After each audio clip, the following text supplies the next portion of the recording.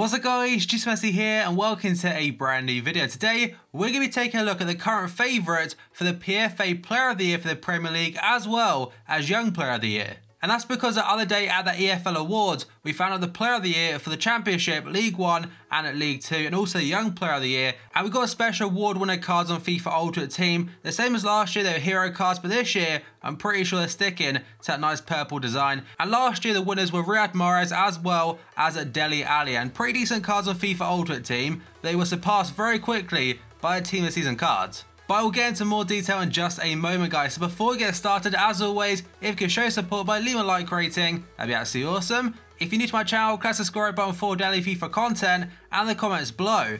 Who do you think should win the Player of the Year and the Young Player of the Year award? And finally, if you missed last night's video, it'll be down below in the description box. So first up, we're going to take a look at when the awards themselves could be announced. And last year, 2016, the nominations were revealed on the 13th of April at 1 PM, which is a Wednesday. So technically this year, it could well be tomorrow, the 12th. So it included the nominations for the PFA Player of the Year, the Young Player of the Year, as well as the women's categories on top of that. And the winners were announced on the 24th of April, so about 11 days after the nominations came out, and that was on a Sunday.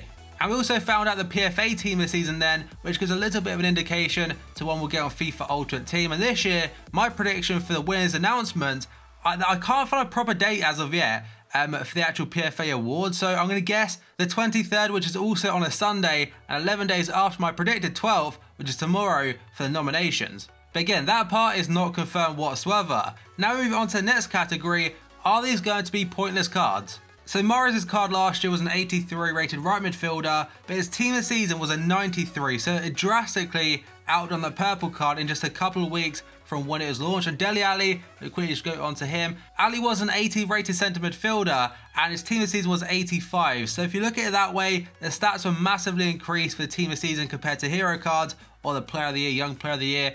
And is it going to be the same this year? I'm not too sure for one reason. And the reason for that is because right now in packs there's an 86 rated Anthony Knockaert from Brighton. That was an award winner for the Championship Player of the Year. There's a plus 11 from his 75 base card. And for me, that gives a bit of an indication this could well be his TOTS item and it'd be re-released as a blue card when their TOTS is out. So that is just a theory right now, it could be completely wrong, and they may go up to like an 88 or an 89 Championship Team of the Season player, be crazy having a walkout, that could well be the case, but in my opinion, we could well find out if there'll be TOTS cards when the Premier League ones get announced in a couple of weeks time, because say N'Golo Kante wins it, if his purple like award winner card is say a 92, 93, I'm pretty sure it could be his TOTS as well. But for example, if it's an 87 up to a 90, I'm pretty sure we'll be safe and we'll get a TOTS that's even better than that one. So if anything, they're going to boost the stats even more. So that is just a theory for now to keep in mind. It could not be correct, it could be wrong. Just we'll find out when we get the official Player of the Year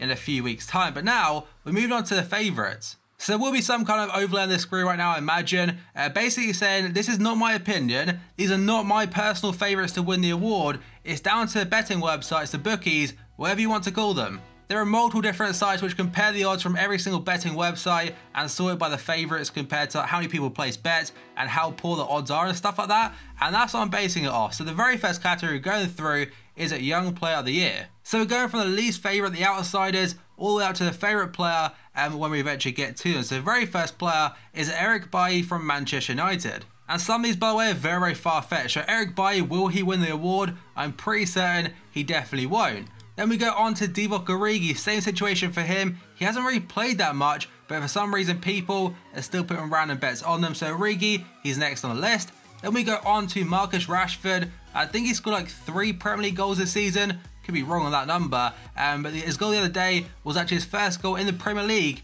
since September. Last year he probably had a better shout coming late into the team, he was starting every single game. Then we go on to John Stones from Manchester City. He gets a lot of stick, but lately he definitely has improved under Pep Guardiola and looked a much better defender, but still some way off, very, very far off getting an award for doing so. Then we go on to Raheem Sterling. We're getting close now to the favourite, of course, Sterling. He's been very good under Pep Guardiola this season. A lot of assists to his name and actually getting goal contributions across the board, goals and assists. Then we have got Paul Pogba, the world's most expensive footballer. I actually included him the other day in my Premier League team of the season prediction, and it wasn't in the main team. A lot of people didn't really get that. He was in my team for the backup, so it could well sneak in for variable different reasons. It's not necessarily down to performance, but a name like Paul Pogba, a player like Paul Pogba on FIFA Ultimate Team, they put his Tottenham packs, it will sell a lot more packs if you get what I mean. And I believe he's like third favourite for this award. Then we go on to Harry Kane from Tottenham, and he's had a fantastic season for like the third consecutive year now. Had a couple of injuries throughout the season, but still won a very nice amount of goals and is very much helping Tottenham push for the title. I don't think they'll get it, but currently sat in second place. Then we go on to Premier League's top goal scorer right now, Romelu Lukaku from Everton. Will he stay there next season? Probably very unlikely, but Lukaku's doing so well for himself and Everton with like 23 or 24 goals so far with a fair amount of games left. Then we go on to the favourite for the award.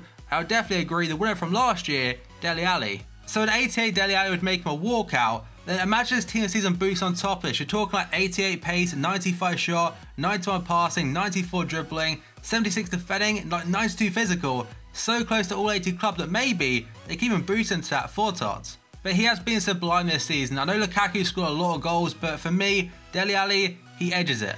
And now we go over to the favourites for the PFA Player of the Year, which is the players that are above a certain age, or any player in particular. The other one though was limited to players, I believe, under 23 years old, or 23 when the season had started. But the very first player in this part of the category is David Luiz. He has been very, very good for Chelsea this season, but I don't think he's anywhere near getting Player of the Year standard. Then we go on to Sergio Aguero. Most years go back like say 4 or 5 years ago now. No, 4 years ago.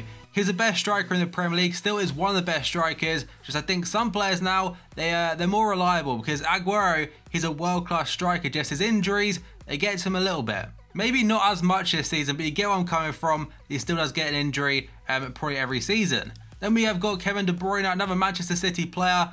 One of the best deliveries in the Premier League. Beckham-esque cross on him. He won't get the Player of the Year, but still a world-class midfielder. Then we have got Philippe Coutinho. His injuries and his inconsistency after coming back from injury, I think definitely cost him getting a team of the season in my opinion this year, and definitely not the Player of the Year. Then we move on to Alexis Sanchez. He's been phenomenal for Arsenal. Not as good as of late, but Arsenal in general, they are struggling.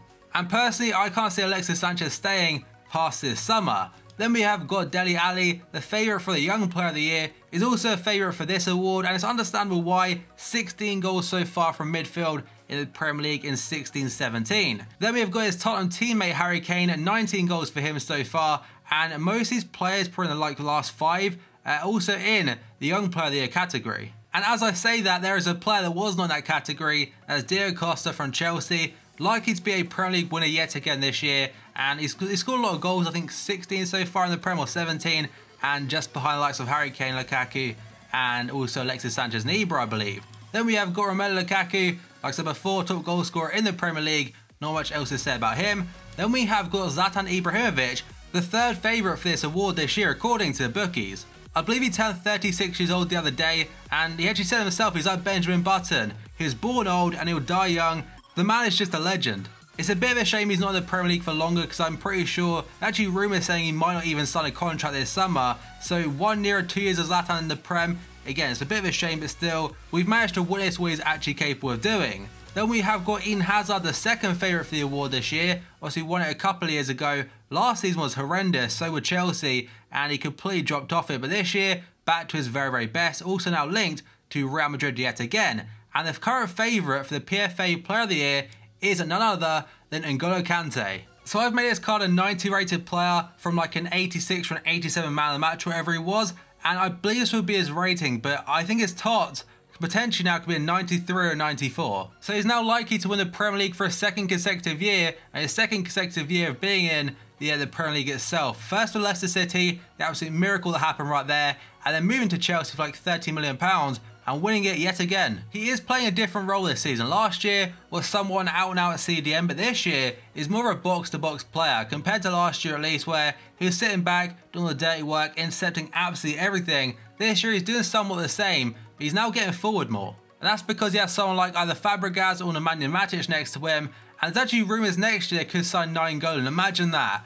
Kante 9-goal on FIFA 18 will be the most used thing I imagine in FUT Champs. But remember, these are all based off the favourites currently in the bookies, so take that into consideration. I think though Dele Alli and also N'Golo Kante, they probably are the favourites. I mean, Hazzard has had a great year, he could also take it. But on that note guys, that is going to be the end of this video. So as always, if you enjoyed it, show support by leaving a like rating, that'd be absolutely awesome. If you're new to my channel, click the subscribe button for daily FIFA content, and the comments below. Who do you think should win the PFA Player of the Year and Young Player of the Year? And finally, if you missed last night's video, you're down below in the description box. So thank you for watching this video, and I'll see you next time.